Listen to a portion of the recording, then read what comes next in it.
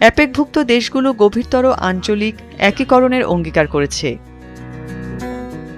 পূর্ব চীনের জিয়াংশু প্রদেশের সুজৌতে 2 দিনব্যাপী আলোচনার পর অ্যাপেকের 21টি দেশের বাণিজ্য মন্ত্রীরা একটি যৌথ বিবৃতি এবং আঞ্চলিক একীকরণ জোরদার করার জন্য নতুন অঙ্গীকারের মাধ্যমে তাদের বার্ষিক সভা শেষ করেছেন।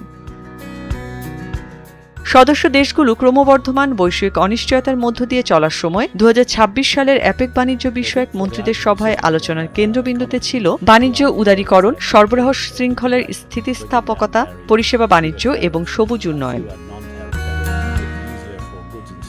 2 দিনব্যাপী এই সভার পর চীনের বাণিজ্য মন্ত্রী ওয়াং ওয়েনতাও জিনিসুজো মন্ত্রী পর্যায়ের আলোচনার সভাপতিত্ব করেন। তিনি বলেন, বাণিজ্য প্রতিনিধিরা প্রধান আঞ্চলিক ও বৈশ্বিক অর্থনৈতিক বিষয়গুলো নিয়ে খোলামেলা এবং গভীর আলোচনায় অংশ নিয়েছেন। সভার আরেকটি গুরুত্বপূর্ণ ফলাফল হল পরিষেবা খাতের জন্য একটি নতুন অ্যাপেক রোডম্যাপের অনুমোদন। সদস্য দেশগুলো পরিষেবা বাণিজ্যের বাধা কমাতে, আঞ্চলিক সংযোগ বাড়াতে এবং ভার্চুয়াল অ্যাপেক বিজনেস ট্রাভেল কার্ডের ব্যবহার সম্প্রসারণে সমর্থন জানাতে সম্মত হয়েছে।